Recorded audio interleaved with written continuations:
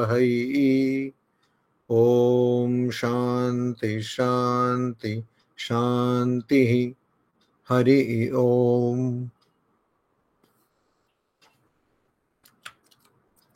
भगवद गीता सप्तम अध्याय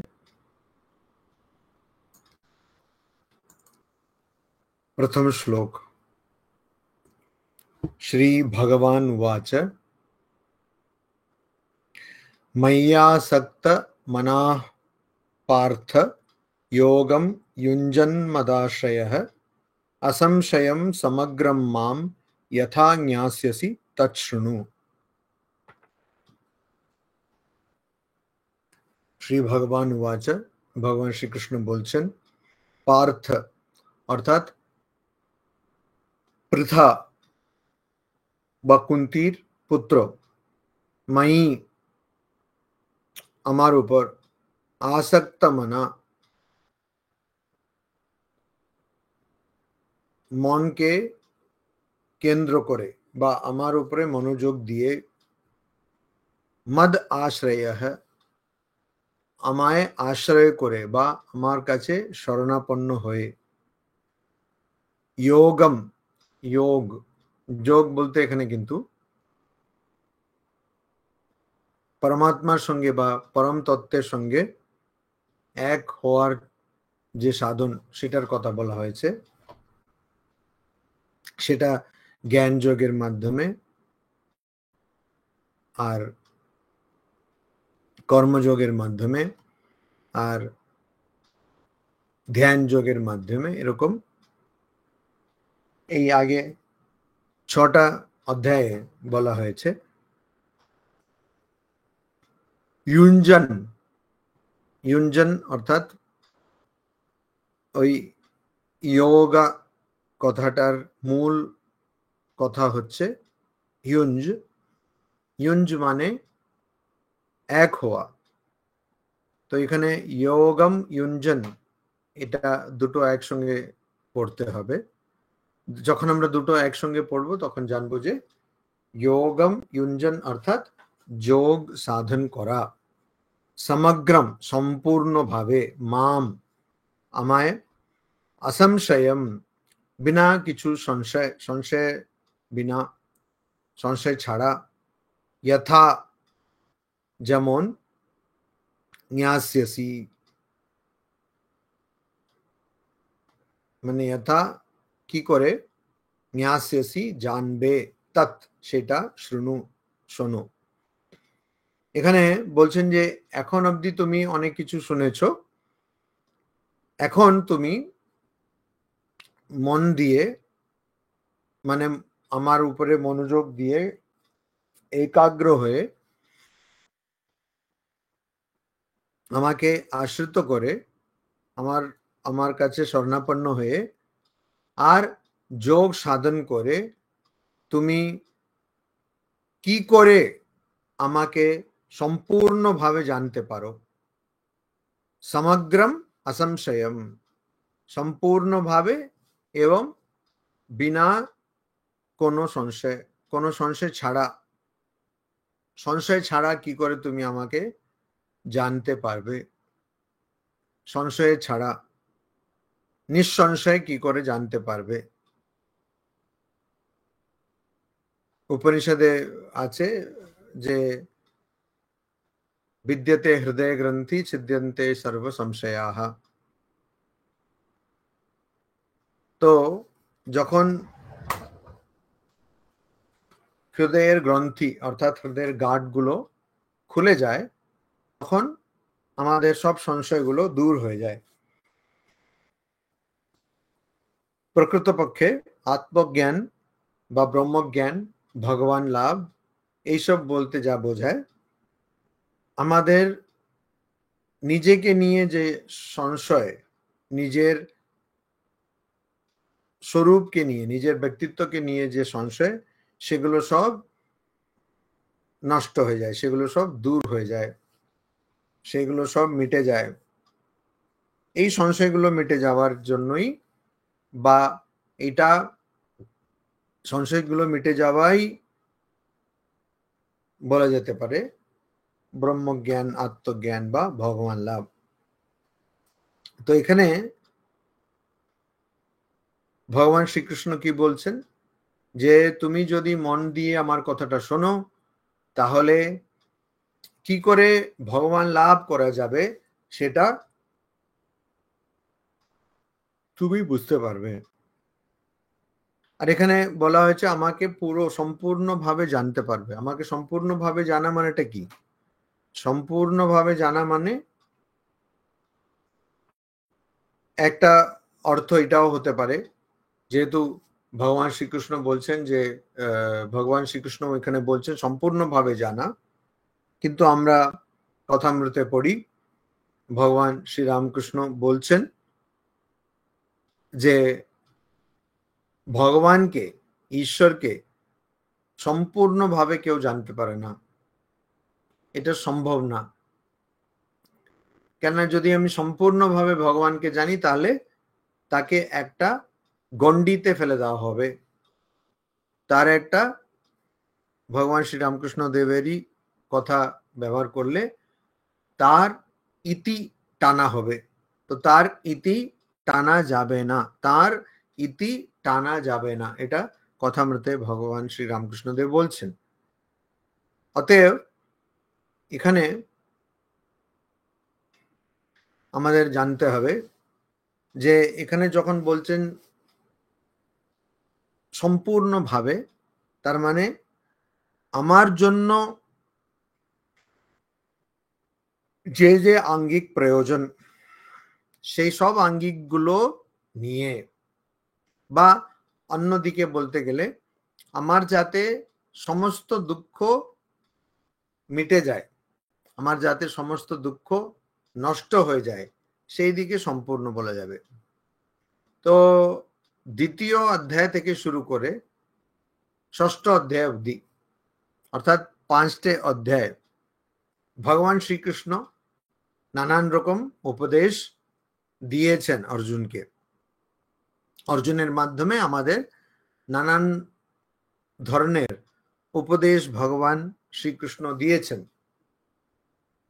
এবারে উনি বলছেন, এখানে যে কথাটা বলছেন সেটা হলো যে আমি তোমাকে এখন বোঝাবো বা দেখাবো বা শোনাবো, বলবো যে কি করে সংশয় ছাড়া সম্পূর্ণ জ্ঞান তুমি লাভ করতে পারো।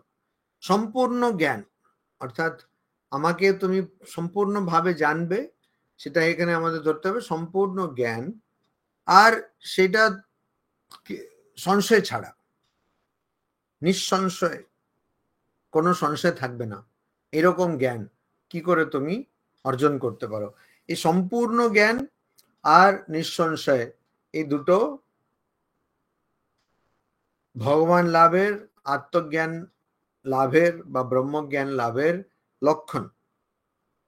আর এই দুটি যেহেতু আত্মজ্ঞান লাভ করার লক্ষণ, এই প্রথম শ্লোকেই আমরা বুঝতে পারছি যে ভগবান শ্রীকৃষ্ণ বলছেন যে এত অবধি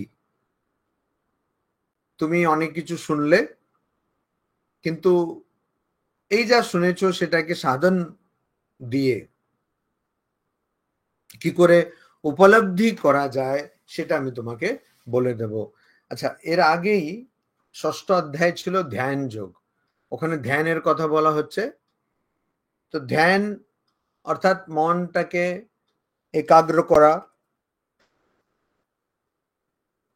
আর ক্রমশ মনকে অতিক্রম করে সমাধি যেটাকে বলে সে অবস্থা প্রাপ্ত করা, সে অবস্থায় পৌঁছানো, সেটাই হলো ধ্যান যোগ। ধ্যান যোগের পরেই এখানে যে যোগ সপ্তম অধ্যায় আসছে, সেটা হলো জ্ঞান বিজ্ঞান যোগম। এবারে জ্ঞান বিজ্ঞান যোগম এই কথাটার একটু ব্যাখ্যা প্রয়োজন। জ্ঞান বিজ্ঞান যোগ, জ্ঞান বলতে কি? জ্ঞান বলতে আত্মজ্ঞান যখন আমি বলি বা আত্মজ্ঞান ব্রহ্মজ্ঞান যখন আমি বলি, তখন কিন্তু এটা অনুভূতি, কিন্তু জ্ঞান এমনিতে জ্ঞানও থাকে, যেমন কম্পিউটার জ্ঞান, রকেট সায়েন্সের জ্ঞান ইত্যাদি। তো সেই জ্ঞান কিন্তু অনুভূতি নয়, সেটা জ্ঞান, সেটা আমার মগজে আছে, সেটা একটা জ্ঞান। তো সেই রকম জ্ঞান, সেটা যখন অনুভূতিতে পরিবর্তিত হয়, যখন সেই জ্ঞানটা অনুভূতি হয়ে যায়, তখন সেটাকে বলে বিজ্ঞান। অর্থাৎ বিজ্ঞান হলো বিশেষ রূপে জ্ঞান, বিশেষ জ্ঞান, সেটা হচ্ছে বিজ্ঞান। জ্ঞানটা যখন আমি অনুভব করছি, একজন বললে যে ধরুন যে সিঙ্গাড়াটা খুব ভালো খেতে, অমুক দেশবন্ধুর সিঙ্গাড়া খুব ভালো খেতে, তো এবারে এটা হলো জ্ঞান। এবারে সেই বন্ধুই হয়তো কিনে দিল দেশবন্ধুর সিঙ্গাড়া, আর খেলাম, আর আমি নিজেই বুঝলাম যে এটা খুব ভালো খেতে, ওটা হলো বিজ্ঞান। বা নিজেই আমি গেলাম দেশবন্ধুর দোকানে আর সিঙ্গাড়া কিনে খেলাম, তখন বুঝলাম যে ভালো, হয়তো আমার অত ভালো নাও লাগতে পারে, যাই হোক ওই অনুভব যেটা আমি পেলাম সেটা হলো বিজ্ঞান। তো এখানে শুরুতেই ভগবান শ্রীকৃষ্ণ এটাই ইঙ্গিত করছেন যে তুমি এতক্ষণ শুনেছো ঠিকই, কিন্তু এখন সে যেটা শুনেছো সেটাকে কি করে আয়ত্ত করতে হয়, এটা খুব দরকার। স্বামী বিবেকানন্দ, স্বামীজি বলছেন ইংরেজিতে, রিলিজন ইজ রিয়েলাইজেশন। ধর্ম মানে অনুভূতি, অনুভূতিটাই ধর্ম, রিলিজন ইজ রিয়েলাইজেশন। স্বামীজি আরো কথা বলছেন, 1 ounce of practice is better than 20,000 tons of frothy talk. অর্থাৎ অনেক 20,000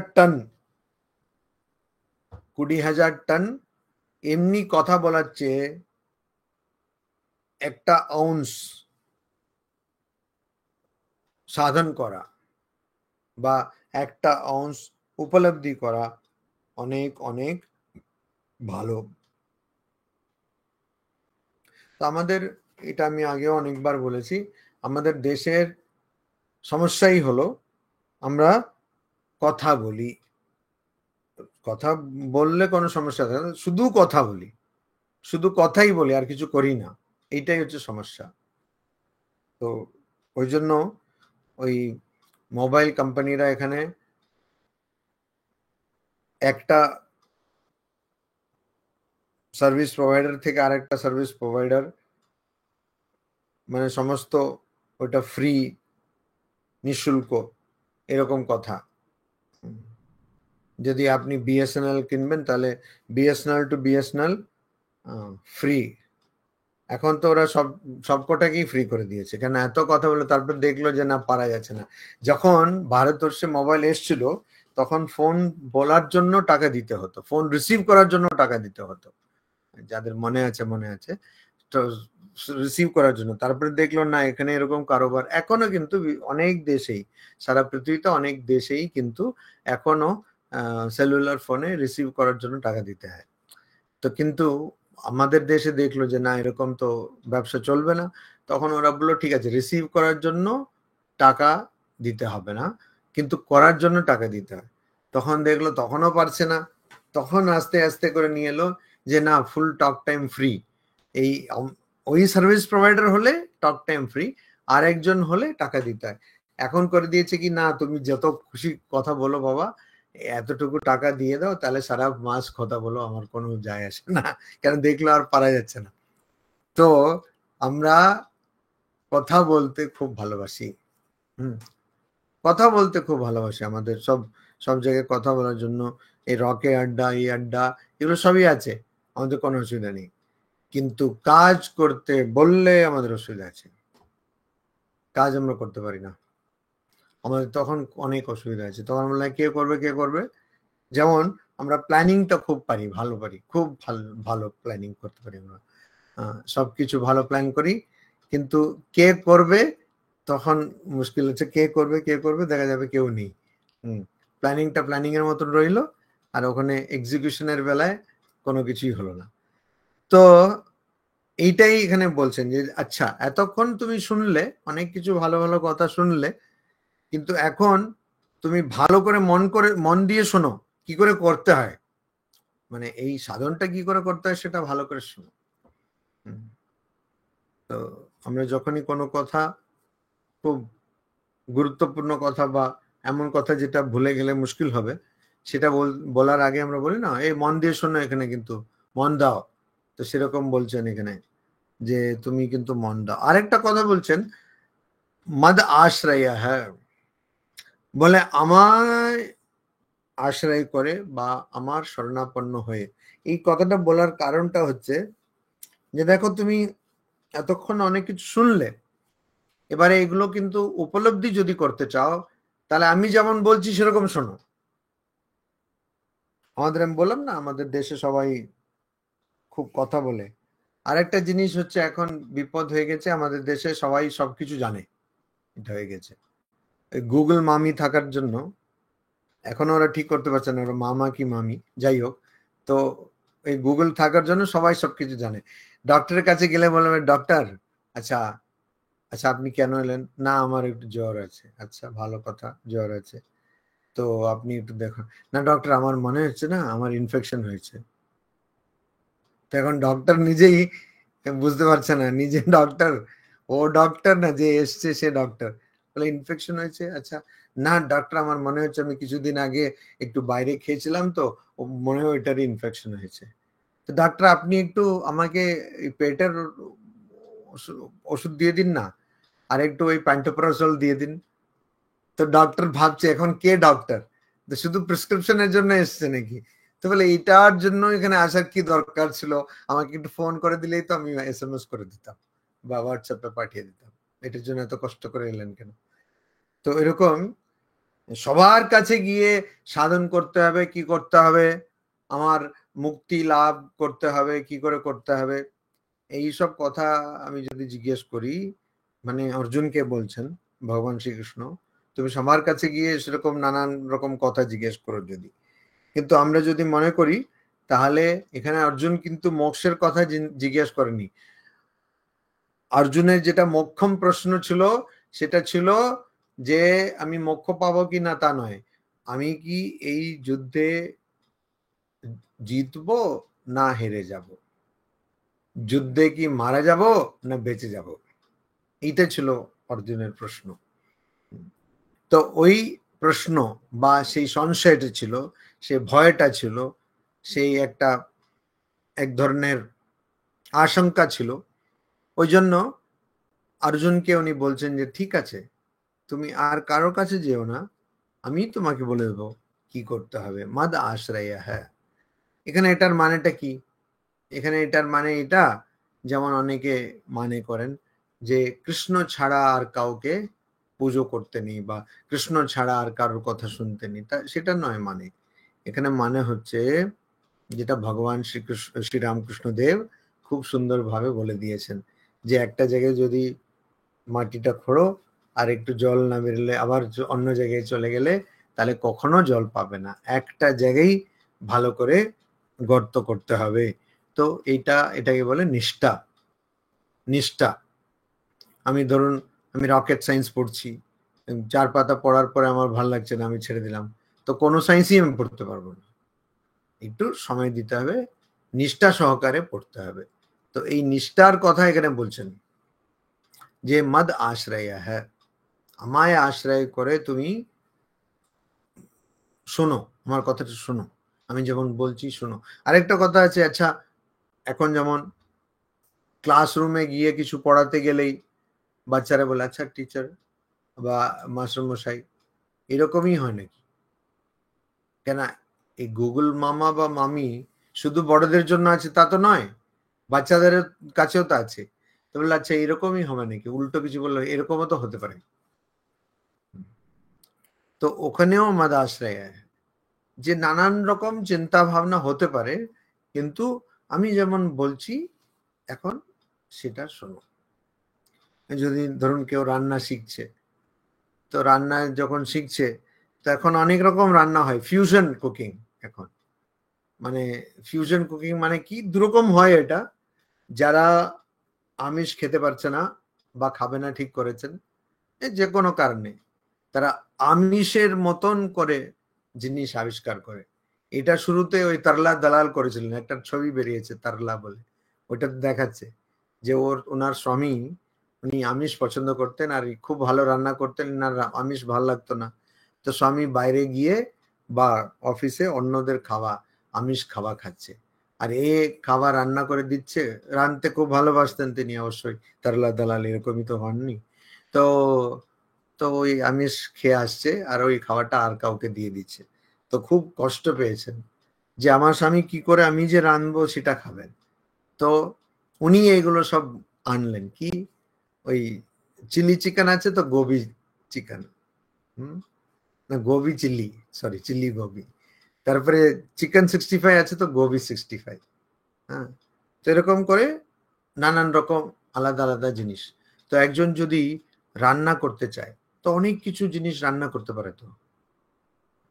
তো সেই রান্না করতে পারছে না, তো ফিউশন আছে, এই আছে। আমি ওটাই বলছিলাম না, ফিউশন কুকিং কেন হয়, এরকম অনেক কিছু খেতে চাইছে পারছে না, তখন একটা বানিয়ে হলো ফিউশন হয়ে গেল। তো এখন ফিউশন কুকিং করতে চাই, করতে চায়, তো প্রথমে তো রান্না শিখবে। তো রান্না শেখার জন্য যে রান্না শেখাবে, সে যেমন বলছে সেটা শুনতে হবে, এটা করতে হবে, নাহলে শিখতে পারবে না। খেলা শিখতে গেলেও বা গান শিখতে গেলেও, সঙ্গীত শিখতে গেলেও, যেমন যে পড়াচ্ছে সে সবসময় গিয়ে তখন শুরুর থেকে যদি ও ফিউশন ইনোভেশন করতে থাকে, তাহলে কিছুই হবে না, প্রথমে শিখতে হবে। ঠিক সেরকম এখানে ভগবান শ্রীকৃষ্ণ অর্জুনকে বোঝাচ্ছেন, দেখো আমি যা বলছি সেটা শোনো, মদ আশ্রয় হ্যাঁ, আমাকে একদম শরণাপন্ন হো, আমার শরণাপন্ন হো, মানে প্রশ্ন করবে না, সোজা কথা। কেন প্রশ্ন করবে না? এতক্ষণ তো করেছো প্রশ্ন,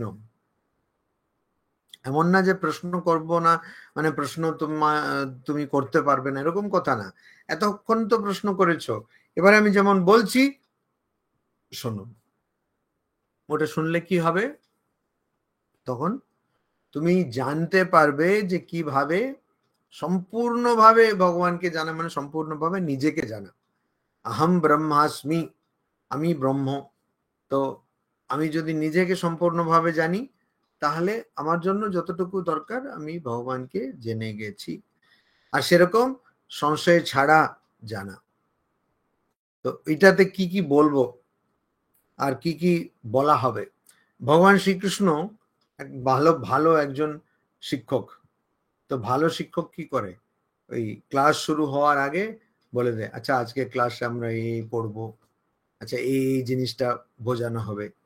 দ্বিতীয় শ্লোকে উনি এটাই বলছেন, জ্ঞানম তেহম সবিজ্ঞানম ইদম বক্ষ্যামি অশেষতঃ यत् ज्ञात्वा नेह भूयोन्यत् ज्ञातव्यम अवशिष्यते, यत् ज्ञात्वा न इह भूयः अन्यत् ज्ञातव्यम अवशिष्यते।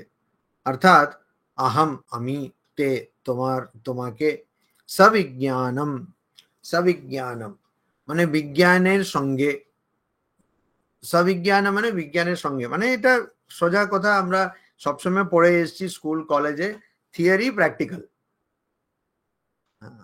তো শুধু থিওরি পড়লে হবে না, প্র্যাকটিক্যালও পড়তে হবে।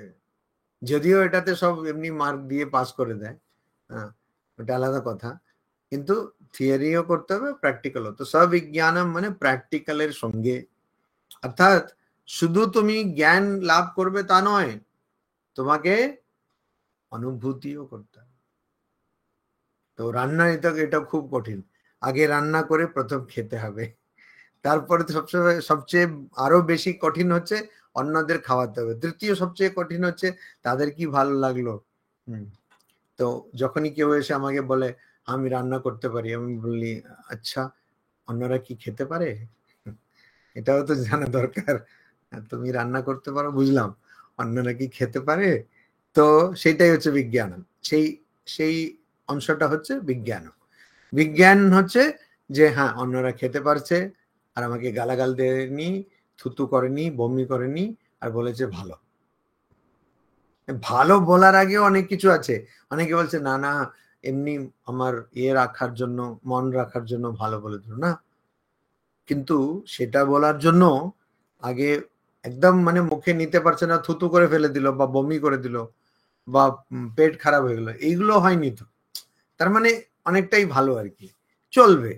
তো ওইটাই বিজ্ঞানমিদম সবিজ্ঞানমিদম, অর্থাৎ অনুভবের সঙ্গে, অনুভূতির সঙ্গে থিওরি অ্যান্ড প্র্যাকটিক্যাল অশেষতঃ বক্ষ্যামি, আমি তোমাকে জ্ঞানম ইদম জ্ঞানম, এই জ্ঞানম, এই জ্ঞানটা মানে এই জ্ঞানের অনুভূতি যেটা বা এটার ব্যবহার যেটা বা ব্যবহারিক জ্ঞান যেটা, সেটার সঙ্গে আমি তোমাকে অশেষতঃ বক্ষ্যামি, আমি তোমাকে সম্পূর্ণ, অশেষতা মানে যেখানে কোনো শেষ নেই, যেটার কোনো মানে যেটা কোনো বাকি কিছু নেই, সেটা অশেষতঃ বক্ষ্যামি, আমি তোমাকে বলবো, সম্পূর্ণ বলবো আমি তোমাকে। ইয়ৎ জ্ঞাত্বা, ইয়ৎ যেটা, জ্ঞাত্বা জানার পর, ইহা এখানে, এখানে মানে এই জন্মে, ভূয়ঃ এর চেয়ে বেশি, ভূয়ঃ মানে বেশি, অন্যত আর কিছু, জ্ঞাতব্যম জানার, না অবশিষ্যতে থাকবে না, অবশিষ্যতে মানে বেঁচে থাকবে না, মানে এইটা আমি তোমাকে থিওরি প্র্যাকটিক্যাল বা জ্ঞান আর বিজ্ঞান বা জ্ঞানের সঙ্গে তার ব্যবহারিক জ্ঞান, এটা আমি শেখাবো, জানাবো, সবকিছু বলবো, অশেষতঃ সবকিছু আমি বলে দেবো, যাতে যেটা জানার পর তোমার আর এখানে জানার আর কিছু বাকি থাকবে না। আমার আর জানার নেই, বাকি কিছু নেই, এটা আমি বলি তো সাধারণত কথাবার্তা বলার সময় বলি, আমার আর ওর সম্বন্ধে জানার বাকি কিছু নেই, আমি সব জানি। সাধারণত আমরা এরকমই বলি, আমি সব জানি, সব জানি। হ্যাঁ, তো ওইটা ওইরকম, তুমি সব জানবে। কি জানবে? তার মানে তুমি শুধু যে জ্ঞান জানবে তা নয়, আহম ব্রহ্মাস্মি বা তত্ত্বমসি, তুমি সেটা, তুমি সেই তত্ত্ব, এটা হলো জ্ঞান। কিন্তু যখন আমি সেটা অনুভব করছি, তখন হয়ে যাচ্ছে কি, আহম ব্রহ্মাস্মি, আমি সেটা অনুভব করছি, আমি সেটা জানতে পারছি যে আচ্ছা আমি ব্রহ্ম। তো সেরকম তুমি জানবে। আর ওইটা জেনে গেলে কি হবে, আর জানা কিছু নেই।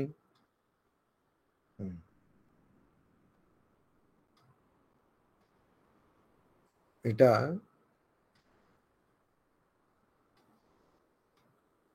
আমরা এখানেই তো দেখলাম, ভগবদ গীতাতেই আছে যে ওইটা জানার পরে আর কিছু জানার বাকি থাকে না। এটা আমরা কোথায় দেখলাম? এই ভগবদ গীতাতেই দেখলাম। মানে যেটা ওটা জানার পরে আর কিছু জানার বাকি থাকে না। তো ষষ্ঠ অধ্যায়ে দেখলাম। তো সেরকম তুমি জানবে, তারপরে জানার কিছু বাকি থাকবে না। আর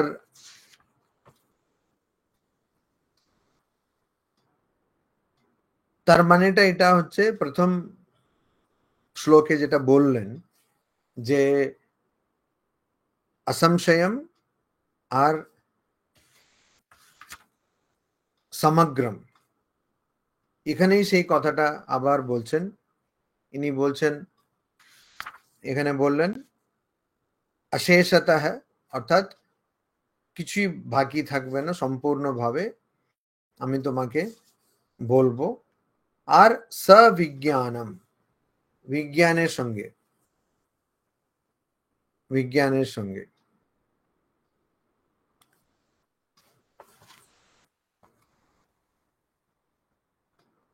তো এই শ্লোকটা হচ্ছে यद् लब्ध्वा चापरम लाभम न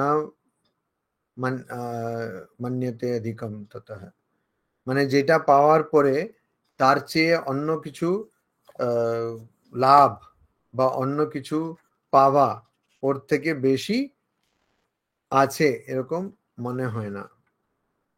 তো সেই রকম পাওয়া। यम लब्ध्वा च अपरम लाभम न मन्यते अधिकम ततः। তো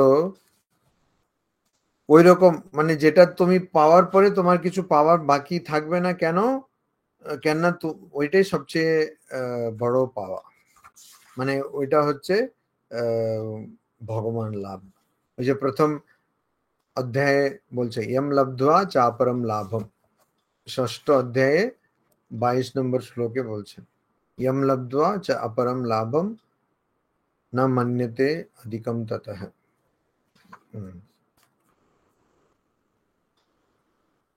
मन्यते नाधिकम ततः यस्मिन् स्थितो न दुःखेन गुरुणापि विचाल्यते। এবারে প্রথম শ্লোকে, এখানে সপ্তম অধ্যায়ে প্রথম শ্লোকে উনি বলছেন ভগবান লাভের কথা, ওটা ভগবান লাভ। এই জ্ঞানটাও কিন্তু ভগবান লাভেরই কথা বলছে, যে আমি তোমাকে সবকিছু জানাবো, যেটা জানার পরে তোমার এখানে আর কিছু জানা বাকি থাকবে না। কেন? কেন তুমি ভগবান লাভ হয়ে গেলে আর কিছু জানা দরকার হবে না, মানে ওই লাভ থেকে আর কিছু কোনো লাভটাই বেশি হবে না। তো জানা বাকি থাকবে না মানে এই যে জাগতিক বিষয় নয়, যে আমি তোমাকে জানিয়ে দেব তখন তুমি সব কিছু ওই computer, artificial intelligence, rocket science সবকিছু জানতে পারবে, এরকম না, ওইটা হবে না। কিন্তু তুমি সংশয় ছাড়া আত্মজ্ঞান লাভ করবে। আবার এখানে একটু বিজ্ঞাপন আসছে, মানে এটা কি রকম জ্ঞান? আচ্ছা আমি যদি বলি আচ্ছা আমার দরকার নেই বাবা জ্ঞান, খেয়ে দেয়ে কাজ নেই, এমনি তো অনেক কাজ, অনিল দা এখনই আসতে পারলেন, কত কাজ, খেটে খেটে মরে যাচ্ছে মানুষ, কেউ দেখছে না, তো এত কাজ আমার মাথার উপর কাজ, কি দরকার আর একটা, ভালোই তো চলছে। আমাদের ভক্তরাও বলে, ভক্ত মানে ওই আর কি, ভক্তরা বলে যে মহারাজ এসব কি বলছেন, দুঃখ থাকবে না এসব, জীবন মানেই তো একটু দুঃখ সুখ দুঃখ থাকবেই তো, তাতে আবার কি আছে, সেরকম সব নিয়ে মিলেমিশেই তো থাকতে হবে মহারাজ, আপনার তো অনেক কম বয়স, আপনি কি বুঝবেন, এরকমও বলেছে অনেকে, আমি এক্সাক্ট কোট করছি। তা আপনার তো এখনো অনেক বোঝা বাকি, হ্যাঁ, তো আপনি কি বুঝবেন, হ্যাঁ, এরকম জীবন মানে একটু ভালো মন্দ সব নিয়ে থাকতে হয়, ওরকম বলে। তো এই জন্য লোকেদের একটা অসুবিধা যে এত কাজ করবো, এখন আবার জব করতে হবে। হোয়াটসঅ্যাপে অনেকক্ষণ থাকলে কোনো অসুবিধা নেই, কিন্তু জব করতে হবে, ধ্যান করতে হবে, এসব কি আবার মহারাজ কি শুরু করেছেন। আবার জব করতে হবে শুধু তা না, জব গুরুর অশেষ কৃপায় আমি দীক্ষা পেলাম, আবার কেন জিজ্ঞেস করছেন জব করো কি? আরে গুরু তো আমাকে জব মানে দীক্ষা দিয়ে চলে গেলেন, গুরুর অশেষ কৃপা, এই মহারাজ কেন আমাকে জিজ্ঞেস করছেন আপনি কি জব করেন, এসব কেন, এসব কঠিন প্রশ্ন কেন জিজ্ঞেস করা হচ্ছে? তো এইসব আছে, তো ওই জন্য ভগবান শ্রীকৃষ্ণ আগের থেকে 5000 বছর বা তারও আগে যখন ভগবত গীতা হলো, তখনই জানেন যে আমার তো সন্তান কিরকম, কি ছিরি হবে এদের। তো এই জন্য ভগবান ওখানেই বিজ্ঞাপন করে দিচ্ছেন যে কেন আমি তোমাকে কেন বলছি, তৃতীয় শ্লোকেই বলছেন কেন বলছি, বা এটা তোমার এত মন দিয়ে শোনার কি প্রয়োজন। আবার অর্জুনও তো ভাববে যে আচ্ছা কত আগে শুরু হলো এটা, এখন যুদ্ধ করতে হবে, তো যুদ্ধক্ষেত্রে বসে আছি, তো সামনে তো, তো এখন মানে ঠিক আছে একটু, যেমন ওয়ার্ল্ড কাপ ক্রিকেটের মানে পিচে যাওয়ার আগে একটু ওই মনোবলটা বাড়ানোর জন্য একটু কিছু বললো, এরকম সব ঠিক আছে, ড্রেসিং রুমে বললো, তারপরে এবারে ভাবুন যদি ও পিচে গিয়ে ক্যাপ্টেন বা স্কিপার ওখানেই ভাষণ শুরু করে দেয়, তাহলে বক্তৃতা শুরু করে দেয়, কি হবে? তো বলছে আরে বাবা যুদ্ধ করব, ঠিক আছে বললে তো দ্বিতীয় অধ্যায় থেকে ষষ্ঠ অধ্যায় 5টা অধ্যায় তো বলে দিলে, এখন আবার কেন? এরকম যদি অর্জুনের মাথায় কাজ করে, তখন এখানে বলছেন মনুষ্যানাম সহস্রেষু কশ্চিদ यतति সিদ্ধয়ে यतताम अपि सिद्धानाम कश्चिन माम वेति तत्वतः। मनुष्यानाम सहस्रेषु অর্থাৎ সহস্রেষু মনুষ্যানাম, হাজারো মানুষের মধ্যে, হাজার হাজার মানুষের মধ্যে দিয়ে, কশ্চিত একজন বা কেউ, যে কেউ একজন, সিদ্ধয়ে यतति সিদ্ধির জন্য, সিদ্ধি মানে ওই খাওয়ার সিদ্ধি নয়, অবশ্যই নয়, সিদ্ধয়ে यतति অর্থাৎ মনকে সিদ্ধ করার জন্য, নিজের সম্বন্ধে, নিজের স্বরূপের সম্বন্ধে উপলব্ধি করার জন্য, ভগবান লাভ করার জন্য, আত্ম লাভ করার জন্য, ব্রহ্মজ্ঞান পাওয়ার জন্য, কশ্চিত यतति একজন, মানে হাজার হাজার মানুষের মধ্যে একজন যদি হয়, সে চেষ্টা করে। সহস্রেষু, এবারে আমরা যদি একটু অঙ্ক করি এখানে, সহস্রেষু মানে হাজারোর মধ্যে, তাহলে আমি 1000 ইন্টু 1000 করি, 1000 ইন্টু 1000 করলে কত আসে? হাজারে হাজার হলে কত হবে? 10 লক্ষ। বাবা, আমার আপনি কি ভাবছেন আমরা অঙ্ক জানি না? দেখুন 10 লক্ষ, আচ্ছা, তো 10 লক্ষর মধ্যে একজন কেউ হয়তো চেষ্টা করলো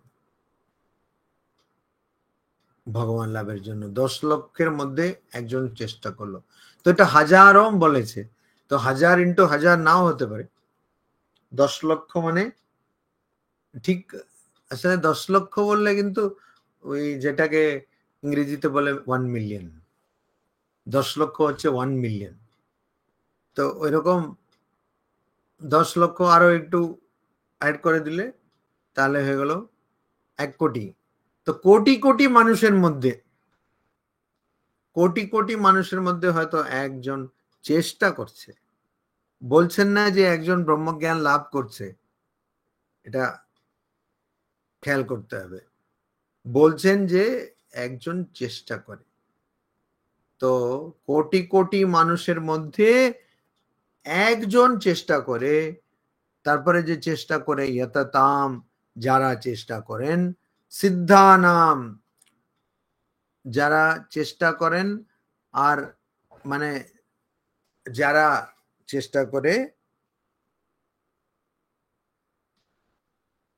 আর যারা চেষ্টা করে ভগবান লাভ করেছেন, সিদ্ধানাম यतताम সিদ্ধানাম আপি, যারা চেষ্টা করছে অর্থাৎ যারা সাধক, আর যারা সিদ্ধ মানে যারা ভগবান লাভ করে নিয়েছে, ব্রহ্মজ্ঞান লাভ করে নিয়েছে, তাদের মধ্যেও, এটা কিন্তু খুব বড় কথা, যারা ভগবান লাভ করে নিয়েছেন তাদের মধ্যেও কশ্চিত মাম তত্ত্বতঃ বেতি, কশ্চিত মানে আপি, তাদের মধ্যেও, কশ্চিত কেউ, মাম আমায়, তত্ত্বতঃ ঠিক ঠিক ভাবে, যথার্থ ভাবে, বেতি জানে, অর্থাৎ যে ভগবান লাভ করেছে তার মধ্যেও কিন্তু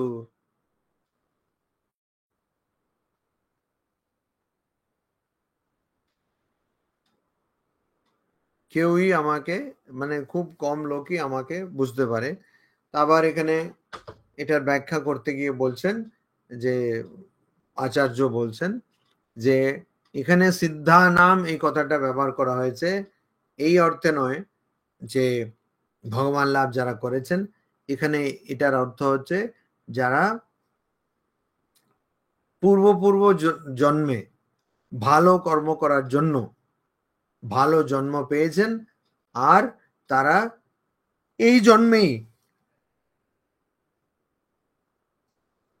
মুক্ত হওয়ার জন্য চেষ্টা করছেন, এই জন্মেই মুক্ত হওয়ার জন্য চেষ্টা করছেন, ওই রকম লোকের কথা এখানে বলেছেন, এরকম করে আচার্য ব্যাখ্যা করছেন। তো যারা চেষ্টা করছেন, সাধন করছেন, আবার যারা অনেক জন্মে সাধন করার জন্য একদম শেষ জন্মে এসেছেন, তাদের মধ্যেও খুব কম মানুষ প্রকৃতপক্ষে আমায় বুঝতে পারে, জানতে পারে। এটাই হচ্ছে, তার মানে এটা খুব কঠিন। তো এটাই হলো বিজ্ঞাপন। তো হে অর্জুন, আমি যেমন তোমাকে যা বলতে যাচ্ছি, বলতে চেষ্টা করছি, সেটা খুব কঠিন। এটা কিন্তু তুমি সহজে পাবে না, যেটা সবাই করে থাকে আর কি। যদি কিছু বিক্রি হচ্ছে না, তাহলে এখানে এখানে ভগবানের জ্ঞান বিক্রি হচ্ছে না, না, ভগবান চাইছেন যে অর্জুন এটা মন দিয়ে যাতে শোনে, ওই জন্য এরকম বলছেন। তো যখন কিছু বিক্রি হয় না, ওরা কি করে, ওই পড়ে আছে স্টক, তখন বলে দেয় 20% অফ, হারি ডিসকাউন্ট লাস্ট, হ্যাঁ, ডিসকাউন্ট টিল স্টকস লাস্ট, মানে যতক্ষণ স্টক থাকবে ততক্ষণই ডিসকাউন্ট। স্টক ভর্তি আছে, ও তো কাস্টমার তো জানবে না। হ্যাঁ, কি অনিল দা, এরকমই না? অনিলদার আবার ডিসকাউন্টের ব্যাপার না, অনিলদার সব আগে থেকে ঠিক করা আছে। হ্যাঁ, আবার এটা তো অন্য কারোর না, আমি বলছি যেটা বেশিরভাগই কাপড় এগুলোতে হয়, সোনা তো সোনা, যাই হোক। তো ওরকম হারি offer till discount, offer till stocks last. তো এরকম অফার দিয়ে দিল, বলে যতক্ষণ স্টক আছে ততক্ষণ এই অফার চলবে। হ্যাঁ, ওইরকম বলছে কেন, যাতে লোকেরা এসে সঙ্গে সঙ্গে কিনে নেয়। ঠিক এখানেও ভগবান শ্রীকৃষ্ণ বলছেন এটা বোঝানোর জন্য যে এটা খুব কঠিন। আবার আরেকটা কারণ আছে যে এত 5 অধ্যায় ধরে আপনি বললেন, আবার কেন বলছেন, এরকম যদি একটা প্রশ্ন ওঠে, তাহলে যে দেখো এটা কঠিন বিষয়, এটা সহজে বোঝা যাবে না, এই জন্য এটা বেশি করে বলতে হবে, বেশি করে শুনতে হবে। আবার যেমন 6ষ্ঠ অধ্যায়ে অর্জুন বললেন যে চঞ্চলম হি মন কৃষ্ণ ইত্যাদি, যে আমার মনটা চঞ্চল, আর তস্য নিগ্রহম মন্যে বায়োরিবসু দুষ্করম, মানে ওইটাকে নিয়ন্ত্রণে আনা বা বসে আনা আমি মনে করি হাওয়াকে বসে আনার মতন। তো এইগুলো সব আছে, কেননা সমস্যা আছে, ওটাকে নিজের বসে আনা খুব কষ্ট, এটা জানেন, ওই জন্য এই প্রশ্নটা উঠতে পারে যে দেখো তুমি বলছো ঠিকই, এসব কিছু ঠিক আছে, কিন্তু এটা করাটা খুব কঠিন। তখন এটা একটা সান্ত্বনার মতন। কি সান্ত্বনা, যে দেখো এটা এমনিতেই কঠিন। যেমন যারা সিএ এক্সাম দেয়, তাদেরও সান্ত্বনা দেয় যে দেখো তুমি ভয় পেও না, এখন তো একবার ফেল হয়েছো, আগে আরো অনেকবার ফেল হবে, তারপরে শেষে পাস করবে। হ্যাঁ, কেননা এটা খুব কঠিন, খুব কম লোককেই পাস করা হয়। হ্যাঁ, কত লোককে ফেল করা হবে না, ওখানে আগে থেকে ঠিক করা আছে যে এত লোককে আমরা পাস করব। তো ওই জন্য খুব কঠিন।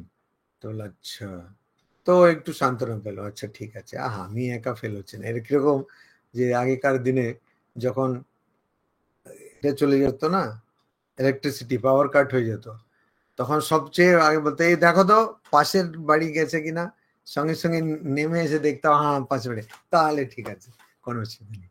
আর পাশের বাড়ি যদি না গিয়ে থাকে, তাহলে ইলেকট্রিশিয়ানকে ডাকতে হবে, কিছু গন্ডগোল। তো পাশের বাড়ি গেছে, মানে সবার কাছে গেছে, তাহলে ঠিক আছে, কোনো অসুবিধা নেই, এসে যাবে। তো এরকম সান্ত্বনা, তুমি যেটা শিখছো বা যেটা শুনছো, এটা তুমি আর মানে খুব কঠিন, এটা তুমি হয়তো সঙ্গে সঙ্গে পাবে না, তার জন্য তুমি একদম নেতিয়ে পড়বে না। ওটা আবার 6ষ্ঠ অধ্যায়ে বলেছে না, যে তোমাকে উদ্ধরেত আত্মানম নাত্মানম অবসাদেত, তোমাকে ওই অবসাদে পড়া চলবে না। হ্যাঁ, কেন আত্মাই মানে মনই তোমার বন্ধু, মনই আবার তোমার শত্রু। তো সেটা কেন বলছে আবার এখানে এই শ্লোকে বা এই অধ্যায়ে, যেটা একদিকে প্রথম বলা যাবে, সেটা হলো সবিজ্ঞানম ইদম জ্ঞানম, মানে এই জ্ঞানটা দিচ্ছি কিন্তু তার ব্যবহারিক দিকও আমি বলছি, বিজ্ঞানের সঙ্গে দিচ্ছি। তো এই অবধি মানে গত 5 অধ্যায়ে শ্রীকৃষ্ণ তো, ভগবান শ্রীকৃষ্ণ তো দ্বিতীয় অধ্যায় থেকে বলতে শুরু করেছেন। তো গত 5 অধ্যায় কিন্তু শুধু থিওরি ছিল। এরকম বলা যাবে কর্মযোগে থিওরি কথায়, কিন্তু বলা যাবে এখানে কিন্তু প্র্যাকটিক্যাল শুরু করে দিয়েছে। ওই ছোট ক্লাসে প্র্যাকটিক্যাল থাকে না, তো একটু বড় হলেই তো প্র্যাকটিক্যাল থাকে, হ্যাঁ, ছোট ক্লাসে থাকে না। তো এখানে প্র্যাকটিক্যাল শুরু করে দিয়েছে, তো এই জন্য একজনের মনে হতেই পারে যে আচ্ছা এটা কি রকম এই প্র্যাকটিক্যাল আবার শুরু করে দেবে, বললো না এটা খুব কঠিন, ওই জন্য তোমাকে নিজে করে দেখতে হবে, তবে বুঝবে। ছোটবেলায় এটা হলুদ রং, এটা সবুজ রং, ইয়েলো কালার, গ্রিন কালার, এগুলো তো বোঝাই যাচ্ছে। তারপরে এসে কেমিস্ট্রি ফর্মুলা লিখে দিল, শুধু সিম্বলই সিম্বল দেখছে, কিচ্ছু বুঝতে পারছে না। তো বলছে না, করলে তুমি বুঝতে পারবে, এটাকে এর সঙ্গে মেশাও, এটাকে এর সঙ্গে মেশাও, তখন দেখো কি হচ্ছে, এইটাই কেমিক্যাল রিয়াকশন, না হলে বুঝতে পারবে না। তো তো ওইটাই এখানে বলছেন যে যেহেতু এটা খুব কঠিন আর খুব কম লোক পেরেছে, ওই জন্য তোমাকে করে দেখতে হবে। এখন ক্রিকেটেও কিন্তু থিওরি পড়ায়, কিরকম অ্যাঙ্গেল কিরকম এসব, কিন্তু থিওরি দিয়ে আর ক্রিকেট থোড়ি খেলা যাবে, তো প্র্যাকটিস করতে হবে। অঙ্ক কখনো থিওরি দিয়ে হয় নাকি, সেটা করে দেখতে হবে, প্র্যাকটিস করতে হবে। তো আমি তোমাকে এমন একটা জিনিস পড়াবো বা এমন ভাবে পড়াবো যেটা করলে তুমি আত্মজ্ঞান লাভ করবে। এই কথাটা কিন্তু প্রকাশ্যভাবে বলছেন না, বলছেন সবকিছু জানবে, অশেষ নিঃশেষ জানবে, মানে অর্থাৎ আর কিছু বাকি থাকবে না জানার জন্য, আর তুমি সংশয় ছাড়া জানবে, এইসব কথা বলছেন। এগুলো সবই কিন্তু ব্রহ্মজ্ঞানের, আত্মজ্ঞানের, ভগবান লাভের লক্ষণ। তো আজকে এখানে মতন শেষ করি। ওম শান্তি শান্তি শান্তি। हरि ओम तत्सत। श्री रामकृष्णार्पणमस्तु।